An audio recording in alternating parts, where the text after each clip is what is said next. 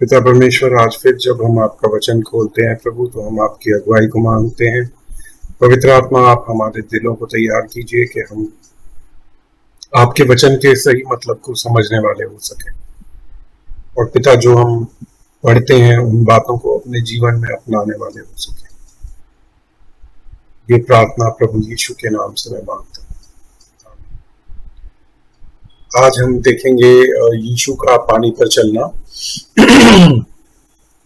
सबसे पहले मत्ती 14 में से इसको देख लेते हैं। और उसने तुरंत अपने चेलों को नाव पर चढ़ाया कि वे उससे पहले पार चले जाएं, जब तक कि वे लोगों को विदा करें। ये 5,000 के बाद की कहानी है। यहाँ पे ऊपर आप देख सकते हैं 5,000 को खिलाया, उसके बाद की बात है। वह लोगों को विदा करके प्रार्थना करने को अलग पहाड़ पर चढ़ गया। आप देखिए, यीशु वहां पे आए थे प्रार्थना करने के लिए, यूहन्ना बपतिस्मा देने वाले की मृत्यु के बाद। और जब लोग चले गए तब फिर वह प्रार्थना करने के लिए अलग पहाड़ पर गए हैं, और वहां पे शाम हो गई और वो अकेले थे। उस समय नाव झील के बीच लहरों से डगमगा रही थी, क्योंकि हवा सामने की थी। और वह रात के चौथे पहर झील पर चलते हुए उनके पास आया।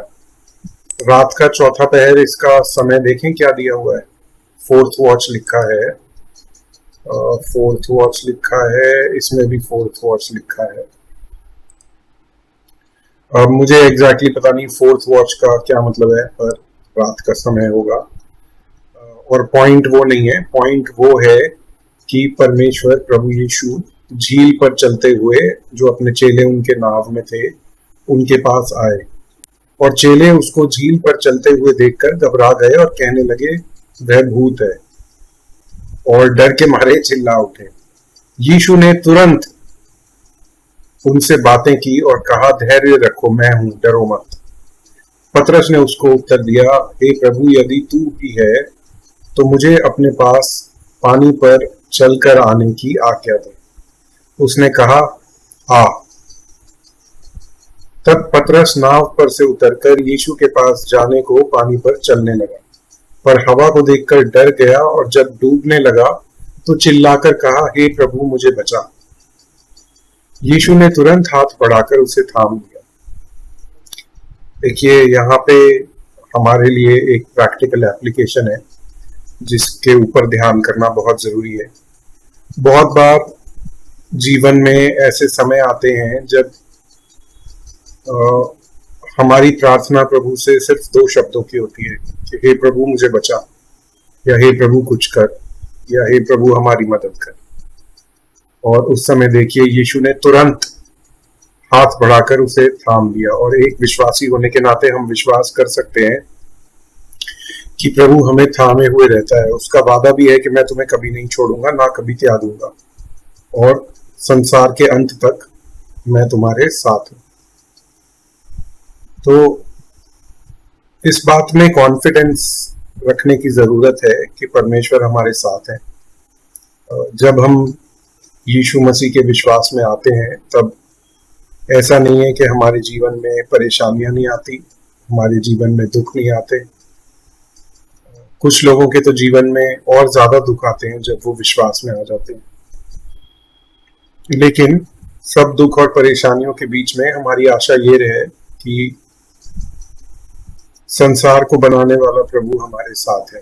इब्राहिम का परमेश्वर, आइजैक का परमेश्वर, जेकब का परमेश्वर हमारे साथ है। सेनाओं का यहोवा हमारे संग संग है ना। तो इस बात में हम विश्वास करके अपना जीवन जीते हैं। और वचन बताता है, the just shall live by faith. जो धर्मी जन है वो विश्वास के द्वारा जीता है। और man shall not live by bread alone but by every word which proceeds out of the mouth of God। तो धर्मी जन विश्वास से जीवित रहता है, धर्मी जन परमेश्वर के वचन से जीवित रहता है। परमेश्वर के जो वादे हैं वो यीशु मसीह में हमारे लिए हाँ और आमीन।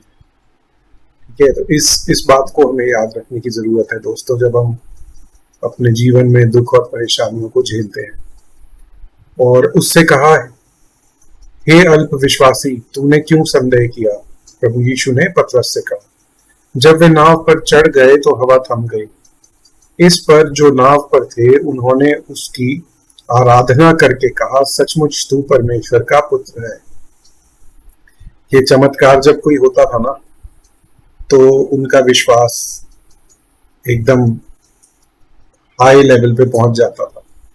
लेकिन ये भी ध्यान करने वाली बात है कि ये सेम पतरस वही है जिसने यीशु का 3 बार इनकार किया। तो जब चमत्कार होते हैं उनसे हमारा विश्वास बढ़े, ऐसी गारंटी नहीं है, क्योंकि चमत्कार तो जो फिरौन के जादूगर थे उन्होंने भी चमत्कार किया, उन्होंने भी अपनी लाठी फेंकी और उनकी लाठियां भी सांपों में बदल गई। तो चमत्कार बहुत लोगों ने करे, लेकिन सुसमाचार और जो बलिदान है प्रभु यीशु मसीह का, वैसा बलिदान और किसी ने नहीं किया, इसलिए हम उस पर विश्वास करते हैं। और इस कहानी को हम मरकुस 4:45 में भी देख लेते हैं, और ये यहाँ पे 11 वर्सेस इसको डिवोटेड है। मरकुस 6:45 देखते हैं कोई डिटेल यहाँ पे मार्क ऐड करता है क्या। फिर उसने तुरंत अपने चेलों को विवश किया कि वे नाव पर चढ़कर उससे पहले उस पार बैतसैदा को चले जाएं, जब तक कि वह लोगों को विदा न करे। बैतसैदा कहाँ पे है? और बेथेस्दा यहाँ पे है। ठीक है, तो कैपर्नियम और बैतसैदा के बीच की बात होगी जो पढ़ के मुझे समझ आता है। और उन्हें विदा करके पहाड़ पर प्रार्थना करने को गया, और जब सांझ हो गई तो नाव झील के बीच में थी और वह अकेला भूमि पर था। अब पार कैसे जाते? और जब उसने देखा कि वह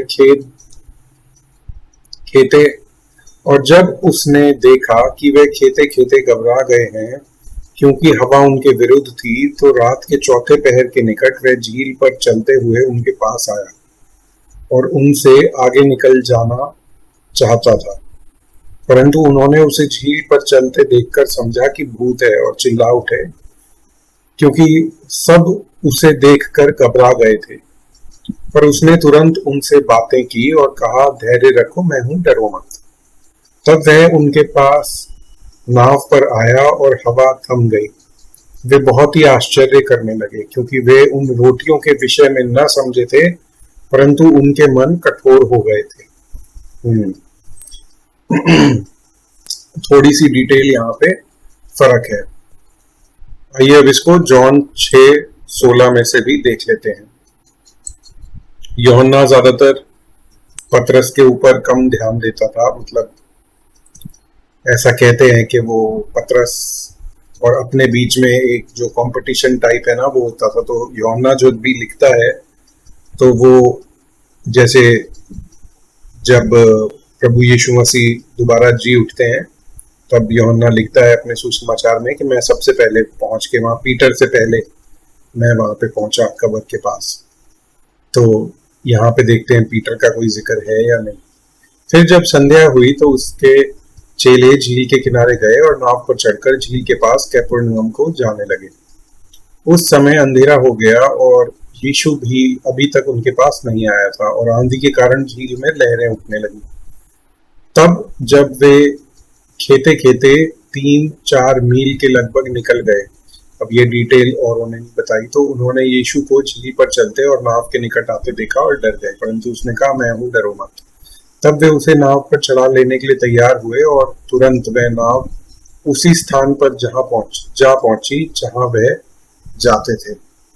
तो यहाँ पे भी पीटर का जिक्र नहीं है, पीटर का जिक्र सिर्फ मती ने किया है।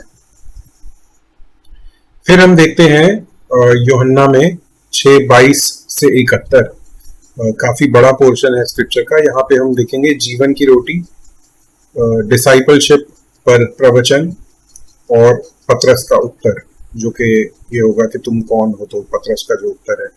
तो आइए इसको जल्दी जल्दी पढ़ते हैं। I am the bread of life, और एक वीडियो है जो यूहन्ना में 7 आई एम स्टेटमेंट्स हैं प्रभु यीशु की, उनके ऊपर, वो आप देख सकते हैं, चैनल पे है वो। दूसरे दिन उस भीड़ ने जो झील के पार खड़ी थी यह देखा कि यहाँ एक को छोड़कर और कोई छोटी नाव न थी, और यीशु अपने चेलों के साथ उस नाव पर न चढ़ा, परंतु केवल उसके चेले ही गए थे। तो भी मतलब उनको भी ये बात समझ आ रही थी कि शायद पानी पे चल के गए होंगे, कैसे गए होंगे।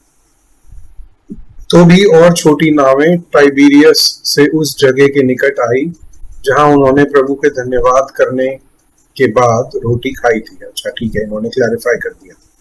तब भीड़ ने देखा कि यहाँ न यीशु है और न उसके चेले, तो वे भी छोटी छोटी नावों पर चढ़ के यीशु को ढूंढते हुए कैपर्नहुम को पहुंचे और झील के पार उससे मिलकर कहा, हे रब्बाई, तू यहाँ कब आया?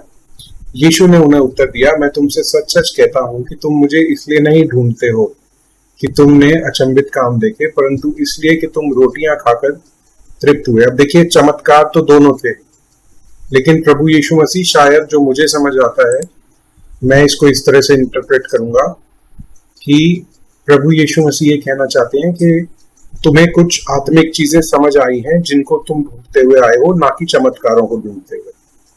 ठीक है, क्योंकि वो ये कह रहे हैं ना, तुम मुझे इसलिए नहीं ढूंढते हो कि तुमने अचंभित काम देखे, परंतु इसलिए कि तुम रोटियां खाकर तृप्त हुए। मतलब यहाँ पे रोटियों से मतलब शायद वचन का निकलना चाहिए, क्योंकि जो रोटियां थी वो तो खुद चमत्कार ही था, अचंभित काम ही था। तो मुझे ऐसा समझ आता है, आप स्टडी करके देख सकते हैं कि आपको क्या लगता है। नाशवान भोजन के लिए परिश्रम ना करो, परंतु उस भोजन के लिए जो अनंत जीवन तक ठहरता है, जिसे मनुष्य का पुत्र तुम्हें देगा, क्योंकि पिता अर्थात परमेश्वर ने उसी पर छाप कर दी है, मनुष्य के पुत्र पर, यानी कि यीशु पे खुद। देखिए, यहाँ पे भी पिता अर्थात परमेश्वर, ये भी कोई कॉमन बात नहीं थी कि परमेश्वर को पिता बोलना। ये भी प्रभु यीशु मसीह ने आके ही सिखाया लोगों को, अपनी प्रार्थना में भी कहा। उन्होंने उससे कहा, परमेश्वर के कार्य करने के लिए हम क्या करें? देखिए, ये सवाल हर विश्वासी का होना चाहिए कि परमेश्वर के कार्य करने के लिए हम क्या करें। What should we do to do the works of God? परमेश्वर की आज्ञा मानने के लिए हम क्या करें? उत्तर देखिए, परमेश्वर का कार्य यह है कि तुम उस पर जिसे उसने भेजा है विश्वास करो। देखिए, एक मसीह होने के नाते जो हमारे लिए काम है, जिस काम को देख के प्रभु खुश होते हैं, वो है यीशु पर हमारा विश्वास। अच्छे काम हमें करने हैं, वो उसके बाद आते हैं, लेकिन परमेश्वर का कार्य ये है कि तुम उस पर जिसे उसने भेजा है विश्वास करो। एक तरह से यहाँ प्रभु यीशु ये कह रहे हैं कि सैल्वेशन के लिए, उद्धार पाने के लिए तुम कुछ काम नहीं कर सकते, केवल विश्वास करने के अलावा। तब उन्होंने उससे कहा, फिर तू कौन सा चिन्ह दिखाता है कि हम उसे देखकर तुझ पर विश्वास करें? तू कौन सा काम दिखाता है? हमारे पूर्वजों ने जंगल में मन्ना खाया, जैसा लिखा है, उसने उन्हें खाने के लिए स्वर्ग से रोटी दी। यीशु ने उनसे कहा, मैं तुमसे सच सच कहता हूं कि मूसा ने तुम्हें वह रोटी स्वर्ग से न दी, परंतु मेरा पिता तुम्हें सच्ची रोटी स्वर्ग से देता है। अपनी बात कर रहे हैं प्रभु यीशु मसीह, क्योंकि परमेश्वर की रोटी वही है जो स्वर्ग से उतरकर जगत को जीवन देती है। तब उन्होंने उससे कहा, हे स्वामी, यह रोटी हमें सर्वदा दिया कर। यीशु ने उनसे कहा, जीवन की रोटी मैं हूं, जो मेरे पास आएगा वह कभी भूखा ना होगा, और जो मुझ पर विश्वास करेगा वह कभी प्यासा ना होगा। परंतु मैंने तुमसे कहा कि तुमने मुझे देख भी लिया है तो भी विश्वास नहीं करते। जो कुछ पिता मुझे देता है वह सब मेरे पास आएगा, और जो कोई मेरे पास आएगा उसे मैं कभी न निकालूंगा, क्योंकि मैं अपनी इच्छा नहीं वरन अपने भेजने वाले की इच्छा पूरी करने के लिए स्वर्ग से उतरा हूं। और मेरे भेजने वाले की इच्छा यह है कि जो कुछ उसने मुझे दिया है उसमें से कुछ न कहूं, परंतु उसे अंतिम दिन फिर जिला उठाऊं। क्योंकि मेरे पिता की इच्छा यह है कि जो कोई पुत्र को देखे और उस पर विश्वास करे वह अनंत जीवन पाए, और मैं उसे अंतिम दिन फिर जिला उठाऊंगा। तब यहूदी उस पर कुड़कुड़ाने लगे, इसलिए कि उसने कहा, जो रोटी स्वर्ग से उतरी वह मैं हूं। इनको तो हमेशा प्रॉब्लम रहती थी। और उन्होंने कहा, क्या ये यूसुफ का पुत्र यीशु नहीं, जिसके माता पिता को हम जानते हैं? तो वह क्यों कहता है कि मैं स्वर्ग से उतरा हूं? यीशु ने उनको उत्तर दिया, आपस में मत कुड़कुड़ाओ।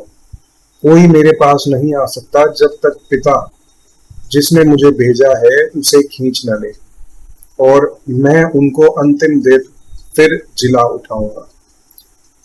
देखिए, यहाँ पे भी एक बहुत महत्वपूर्ण सिद्धांत है कि प्रभु यीशु मसीह कहते हैं, no one comes to me except the father draws him. हमारा काम लोगों से सुसमाचार बांटना है, ठीक है। विश्वास करना मन से वो पवित्र आत्मा का काम है जो लोगों के अंदर होता है वचन के प्रचार के द्वारा, जैसा रोमियो में लिखा है, how will they believe if of in him of whom they have not heard। जिसके बारे में सुना ही नहीं है उस पर विश्वास कैसे करेंगे। तो इसलिए हमें सुसमाचार का प्रचार करना है, लेकिन दिलों में जो बदलाव आएगा वो परमेश्वर की ओर से आएगा, और प्रभु यीशु मसीह के पास कोई भी नहीं आ सकता जब तक परमेश्वर उसे ना खींचे, ठीक है। भविष्यवक्ताओं के लेखों में यह लिखा है, वे सब परमेश्वर की ओर से सिखाए हुए होंगे। जिस किसी ने पिता से सुना और सीखा है वह मेरे पास आता है। यह नहीं कि किसी ने पिता को देखा है, परंतु जो परमेश्वर की ओर से है केवल उसी ने पिता को देखा है। और मैं तुमसे सच सच कहता हूं कि जो कोई विश्वास करता है अनंत जीवन उसी का है। जीवन की रोटी मैं हूं, फिर से प्रभु यीशु मसीह ने कहा। इस पे भी एक वीडियो है, I am the bread of life. तो यीशु ने यूहन्ना रचित सुसमाचार में 7 बार अपने आप को आई एम और फिर कोई चीज जोड़ के कि मैं जैसे जीवन की रोटी हूं, मैं ज्योति हूं जगत की, ऐसे करके उन्होंने बताया। तो उन पे भी हमने फोकस करके एक वीडियो मैंने बनाया हुआ है। तुम्हारे पूर्वजों ने जंगल में मन्ना खाया और मर गए।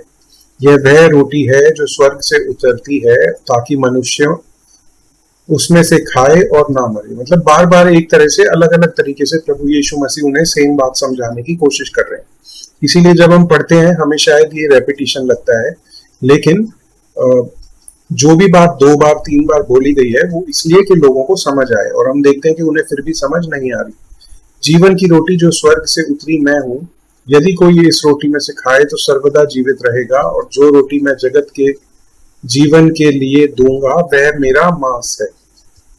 इस पर यहूदी यह कहकर आपस में झगड़ने लगे, यह मनुष्य कैसे हमें अपना मांस खाने को दे सकता है। यीशु आत्मिक रूप से बात कर रहे हैं, ये लोग शारीरिक रूप से समझ रहे हैं। यीशु ने उससे कहा, मैं तुमसे सच सच कहता हूं, जब तक मनुष्य के पुत्र का मांस न खाओ और उसका लहू न पियो तुम में जीवन नहीं। यीशु मसीह बात कर रहे हैं क्रूस पर जो यीशु ने अपने प्राण त्यागे, उस पर विश्वास करना कि वो हमारे लिए था, और यीशु ने जो अपना लहू बहाया वो हमारे पापों के लिए बहाया गया। इस बात पर विश्वास करना इसके समान है कि यीशु का मांस खाना और लहू पीना। इसीलिए जो कम्युनियन हम लेते हैं वो भी इसी बात को स्मरण करते हुए, यीशु बोलते हैं ना, मेरी याद में ये किया करो, वो वही है, याद करना यीशु के महान बलिदान को। और इस चीज को हम आज समझते हैं, लेकिन ये लोग नहीं समझ रहे थे। और जो कैथोलिक्स हैं वो अभी भी ये मानते हैं कि उनके यहाँ एक टर्म होती है ट्रांससब्सटेंशिएशन। तो वो ये मानते हैं कि जो वो रोटी और जो वाइन होती है दैट ट्रांसफॉर्म्स, वो बदल जाती है यीशु के मांस और लहू में। ट्रांससब्सटेंशिएशन बोलते हैं उसे, अगर मुझे ठीक से याद है तो। यीशु कहते हैं, जो मेरा मांस खाता और मेरा लहू पीता है अनंत जीवन उसी का है, और मैं अंतिम दिन उसे फिर जिला उठाऊंगा। क्योंकि मेरा मांस वास्तव में खाने की वस्तु है और मेरा लहू वास्तव में पीने की वस्तु है। जो मेरा मांस खाता और मेरा लहू पीता है वह मुझ में स्थिर बना रहता है और मैं उसमें। जैसा जीवित पिता ने मुझे भेजा और मैं पिता के कारण जीवित हूँ, वैसे ही वह भी जो मुझे खाएगा मेरे कारण जीवित रहेगा। और जो रोटी स्वर्ग से उतरी यही है, पूर्वजों के समान नहीं कि खाया और मर गए, और जो कोई ये रोटी खाएगा वह सर्वदा जीवित रहेगा। अब इसको इस एंगल से भी देखिए कि यहूदियों के लिए ये कितना कठिन वचन था विश्वास करने पे, मतलब विश्वास करने के लिए, है ना। और वो ये आगे बोलते भी हैं, ये बातें उसने कैपरनहूम के एक आराधनालय में उपदेश देते समय कही। कैपरनहूम यहाँ पे जहाँ पे यीशु का घर था। फिर हम देखते हैं सीधा 7:1 पे आ गए, लेकिन मुझे अच्छा अभी हमें 77 तक पढ़ना है। ठीक है, मैं समझ गया। इसलिए उसके चेलों में से बहुतों ने यह सुनकर कहा, यह तो कठोर शिक्षा है, इसे कौन मान सकता है। और यीशु ने अपने मन में यह जानकर कि मेरे चेले आपस में इस बात पर फुटफुड़ाते हैं, उनसे पूछा, क्या इस बात से तुम्हें ठोकर लगती है? और यदि तुम मनुष्य के पुत्र को जहां वह पहले था वहां ऊपर जाते देखोगे तो क्या होगा? रेजरेक्शन की बात हो रही है ना। आत्मा तो जीवनदायक है, शरीर से कुछ लाभ नहीं। जो बातें मैं तुमसे कही वह आत्मा है और जीवन भी है। इसको एक बार इंग्लिश में देख लेते हैं। It is the spirit that quickens, makes alive. The flesh profits nothing. The words that I speak to you, they are spirit and they are life. ठीक है, परंतु तुम में से कितने ऐसे हैं जो विश्वास नहीं करते? क्योंकि यीशु तो पहले ही से जानता था कि जो विश्वास नहीं करते वे कौन है और कौन मुझे पकड़वाएगा। यहूदा स्तुति की बात हो रही है। और उसने कहा, इसलिए मैंने तुमसे कहा था कि जब तक किसी को पिता की ओर से यह वरदान न दिया जाए तब तक वह मेरे पास नहीं आ सकता। इस पर उसके चेलों में से बहुत सारे उल्टे फिर गए और उसके बाद उसके साथ न चले। अब देखिए, जो 5000 को खाना खिलाया ना, उसके बाद एक बहुत बड़ी भीड़ इकट्ठी हो गई थी और उस भीड़ को छांटने के लिए प्रभु यीशु मसीह ने इस शिक्षा के ऊपर जोर दिया, जिससे कि जो लोग फुली कमिटेड नहीं है, जो लोग नहीं समझना चाहते और जो लोग नहीं विश्वास से चलना चाहते कि जो यीशु कहते हैं वो करने को तैयार हो, मानने को तैयार हो, तो वो लोग छट गए। तो भीड़ छट गई वहां से। तब यीशु ने अपने 12 से कहा चेलों से, क्या तुम भी चले जाना चाहते हो? तो देखिए, शमौन पीटर जो था ना, ज्यादातर सबसे पहले आंसर देता था। तो शमौन पतरस ने उसको उत्तर दिया, हे प्रभु, हम किसके पास जाएं? अनंत जीवन की बातें तो तेरे ही पास है, और हमने विश्वास किया और जान गए हैं कि परमेश्वर का पवित्र जन तू ही है, जो प्रॉमिस्ड मसाया था। यीशु ने उन्हें उत्तर दिया, क्या मैंने तुम 12 को नहीं चुन लिया? तो भी तुम में से एक व्यक्ति शैतान है। और यह उसने जूडस इस्करियोट के विषय में कहा, क्योंकि यही जो उन 12 में से था उसको पकड़वाने वाला भी था। ठीक है, अब हम नेक्स्ट सेक्शन देखते हैं। अब यहाँ पे ये टाइमलाइन चेंज हुई है। तीसरा फसह जो है वो प्रभु, तीसरे फसह से लेकर हमारे प्रभु के बैथनी आगमन तक। ठीक है, ये टाइम थोड़ा सा चेंज हो गया है। यीशु तीसरे फसह में शामिल होने में विफल रहे। यूहन्ना 7:1 में क्या लिखा है? इन बातों के बाद यीशु गलील में फिरता रहा, क्योंकि यहूदी उसे मार डालने का यत्न कर रहे थे, इसलिए वे यहूदिया में फिरना न चाहता था। यहूदिया से मतलब जुडेया में नहीं घूमना चाहते थे, तो वो गैलिली में घूमते थे, क्योंकि यहाँ पे जो था परसिक्यूशन के चांसेस बहुत ज्यादा बढ़ गए थे और अभी पूरा समय आया नहीं था। ऐसा नहीं है कि यीशु डरते थे, पर बस पूरा समय नहीं आया था। इसको देख लेते हैं। मार्कुस 7:1-23 में क्या लिखा है?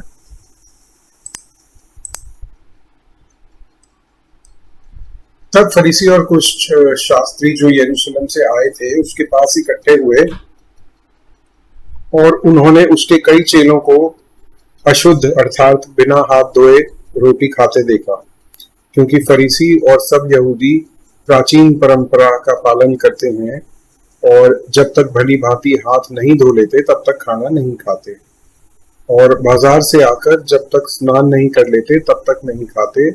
और बहुत सी अन्य बातें हैं जो उनके पास मानने के लिए पहुंचाई गई हैं, जैसे कटोरों और लोटों और तांबे के बर्तनों को धोना और मांजना।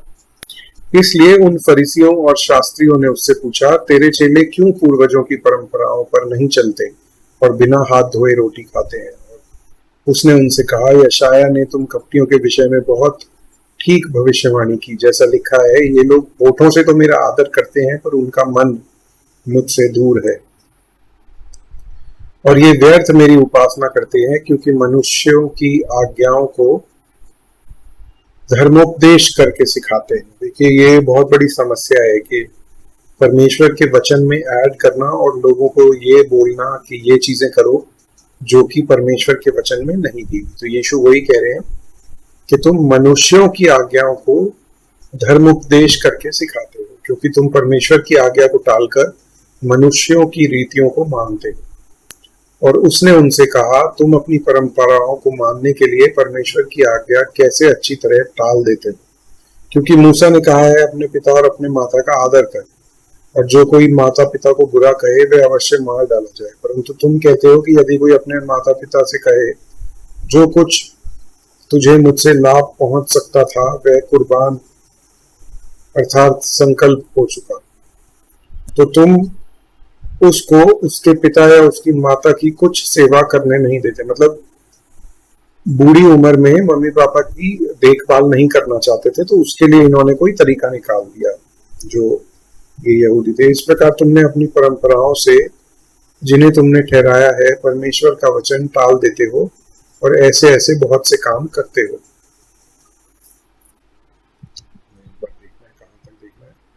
23 तक, ठीक है।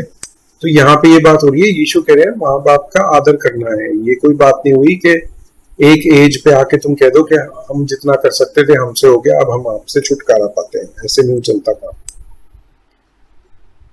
ये काफी इंपॉर्टेंट है जो हम अभी पढ़ेंगे, क्योंकि यहाँ पे ये पता लगता है एक तरह से कि खाने पीने की वस्तुओं से मनुष्य अशुद्ध नहीं होता, जैसा कि हिंदू लोग मानते हैं। उनके लिए सबसे बड़ा इशू यही है कि क्रिश्चियन लोग तो नॉन वेज खाते हैं और उनके लिए तो ये शायद बहुत बड़ा पाप है। खैर, उसकी डिटेल्स में हम नहीं जाएंगे, इस पे भी एक वीडियो हमने पहले से बना रखा है। और उसने लोगों को अपने पास बुलाकर उनसे कहा, तुम सब मेरी सुनो और समझो। ऐसी तो कोई वस्तु नहीं जो मनुष्य में बाहर से समाकर उसे अशुद्ध करे। ऐसी कोई वस्तु नहीं जो मनुष्य में बाहर से समाकर उसे अशुद्ध करे, परंतु जो वस्तुएं मनुष्य के भीतर से निकलती हैं वे ही उसे अशुद्ध करती हैं। हमारा बोलना, हमारी सोच और हमारे एक्शंस। यदि किसी के सुनने के कान हो तो सुन ले। जब वह भीड़ के पास के घर में गया तो उसके चेलों ने इस दृष्टांत के विषय में उससे पूछा, और उसने उनसे कहा, क्या तुम भी ऐसे ना समझो? क्या तुम नहीं समझते कि जो वस्तुएं बाहर से मनुष्य के भीतर जाती हैं वह उसे अशुद्ध नहीं कर सकती, क्योंकि वह उसके मन में नहीं परंतु पेट में जाती हैं और शौच में निकल जाती हैं। यह कहकर उसने सब भोजन वस्तुओं को शुद्ध ठहराया। और फिर उसने कहा, जो मनुष्यों से निकलता है वही मनुष्य को अशुद्ध करता है, जो अंदर से आता है। क्योंकि भीतर से अर्थात मनुष्य के मन से बुरे बुरे विचार, व्यभिचार, चोरी, हत्या, पर स्त्री गमन, लोभ, दुष्टता, छल, लुचपन, कुदृष्टि, निंदा, अभिमान और मूर्खता निकलती है। ये सब बुरी बातें भीतर ही से निकलती हैं और मनुष्य को अशुद्ध करती हैं। ठीक है, इस वर्ष को एक बार इंग्लिश में देखते हैं कि यहाँ पे क्या लिखा हुआ है। Because it entered not into his heart but into the belly and goes out, purging all meats. Purging all meats का क्या मतलब हुआ? अच्छा, तो वो यही मतलब हुआ कि यह बात बोलने के द्वारा प्रभु यीशु मसीह ने सब भोजन वस्तुओं को शुद्ध ठहराया। देखिए, ये यहाँ पे काफी इंपॉर्टेंट एक कॉन्सेप्ट हमें देखने को मिलता है। ठीक है, इसको हम मत्ती 15:1-20 में भी देख लेते हैं और हमारा टाइम भी हो जाएगा। मत्ती 15:1-20, ट्रेडिशंस एंड कमांडमेंट्स। वही सेम बात, बिना हाथ धोए खाने को प्राचीनों की परंपराओं को क्यों टालते हो? तुम भी अपनी परंपराओं के कारण क्यों परमेश्वर की आज्ञाओं को टालते हो? प्रभु यीशु मसीह उनसे काउंटर क्वेश्चन कर रहे हैं। और ये एक तरीका था प्रभु यीशु मसीह का, जब वो उनसे कोई सवाल पूछते थे उसका जवाब न जानने के लिए, पर ये दर्शाने के लिए कि यीशु गलत कर रहे हैं, तो यीशु भी उनसे कोई और सवाल पूछ लेते थे उनकी बात का सीधा जवाब देने की बजाय। क्योंकि परमेश्वर ने कहा अपने माता अपनी पिता का आदर करना, और जो कोई पिता या माता को बुरा कहे वह मार डाला जाए। पर तुम कहते हो कि यदि कोई अपने पिता या माता से कहे, जो कुछ तुझे, मतलब माता पिता को, मुझसे लाभ पहुंच सकता था, मतलब मैं तेरे लिए जो कर सकता था, वह परमेश्वर को भेंट चढ़ाया जा चुका है। अच्छा, ये सिस्टम इन्होंने बना रखा था कि भाई मैं जितना आपके लिए कर सकता था वो मैंने चर्च में दे दिया, अब मेरी जिम्मेदारी खत्म। तो वह अपने माता पिता का आदर ना करे, इस प्रकार तुमने अपनी परंपरा के कारण परमेश्वर का वचन टाल दिया। तो अब इनका तो बहुत फायदा था, इन्हें कुछ पैसे मिल जाते होंगे चर्च में। उस टाइम मैं चर्च बोल रहा हूँ, जो जूइश टेम्पल था या सिनेगॉग था वहां पे। पर हो यही रहा है, आप समझ गए ना क्या हो रहा है, कि ओल्ड एज में पेरेंट्स को ना रखना पड़े, इसलिए कुछ पैसे आप चर्च में दे दो और फिर बोल दो कि भाई जो मैं आपके ऊपर खर्चा करता वो मैंने आपके नाम से चर्च में दे दिया। ये होता है ना कि तेरे नाम से डोनेशन, एक बाहर बहुत चलता है, a donation has been made in your name, वो वाली कहानी है यहाँ पे।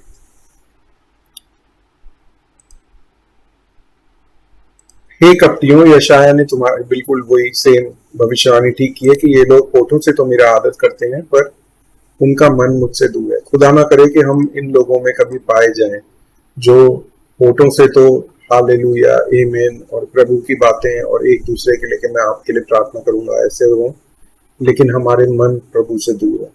खुदा ना करे कि कभी ऐसा हमारे जीवन में हो। और जो लिस्ट प्रभु यीशु ने मरकुस में दी है, वो सब खराब बातें जो हमारे अंदर से आती हैं, प्रभु ना करें कि वो बातें हमारे जीवन में पाई जाए, है ना दोस्तों। ये जरूरी है। और ये व्यर्थ मेरी उपासना करते हैं क्योंकि मनुष्य की विधियों को धर्मोपदेश करके सिखाते हैं। और फिर प्रभु यीशु वही बात कहते हैं कि व्हाट डिफाइल्स अ मैन, इसको भी हम देखते हैं, हमें 20 तक देखना है।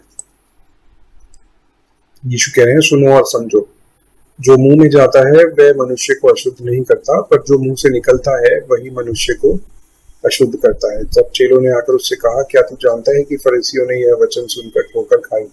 उसने उत्तर दिया, हर पौधा जो मेरे स्वर्गीय पिता ने नहीं लगाया उखाड़ा जाएगा। उनको जाने दो, वे अंधे मार्ग दिखाने वाले हैं, और अंधा यदि अंधे को मार्ग दिखाएगा तो दोनों गड्ढों में गिर जाएंगे, गड्ढे में गिर पड़ेंगे। यह सुनकर पतरस ने उससे कहा, यह दृष्टांत हमें समझा दे। उसने कहा, क्या तुम अब तक ना समझो? ये तो सिंपल था, ये क्यों नहीं समझ आया पतरस को?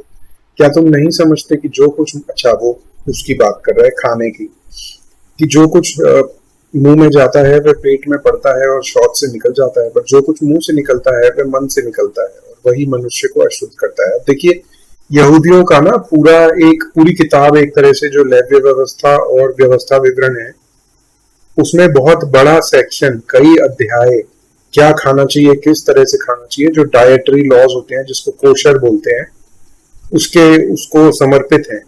तो यहूदियों के लिए ये खासा मुश्किल रहा होगा कि इतनी मुश्किल चीजों को प्रभु यीशु मसीह ने 1 सेकंड में सिंप्लीफाई करके बता दिया कि कुछ भी खाओ, कोई उससे तुम अशुद्ध नहीं ठहरोगे।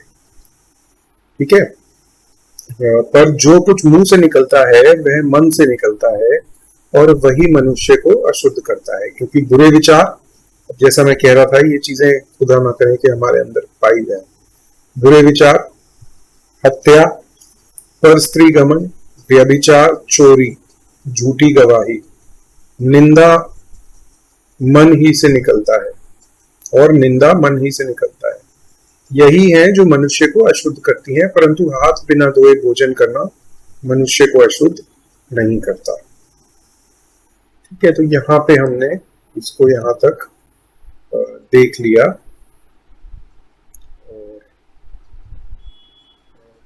ये फिर आज का सेशन खत्म करते हैं। जिन बातों को हमने परमेश्वर के सामने पढ़ते हुए रखा, वही हमारी प्रेयर है कि प्रभु जो भी आज हमने सीखा है कि किस तरह प्रभु मुश्किल समय में, जब हम बहुत ज्यादा परेशानी में होते हैं, तो सिर्फ 2 शब्द प्रार्थना के कहना और आपको मदद के लिए पुकारना कि प्रभु मेरी मदद कर, लॉर्ड हेल्प मी, यह बोलना हमारे लिए काफी है प्रभु। और आप हमें थामे रहते हैं, हमें हमारे साथ रहते हैं और तुरंत हमारी मदद करते हैं, हमें परेशानी से निकालते हैं प्रभु। मैं धन्यवाद करता हूँ प्रभु आपकी फेथफुलनेस के लिए।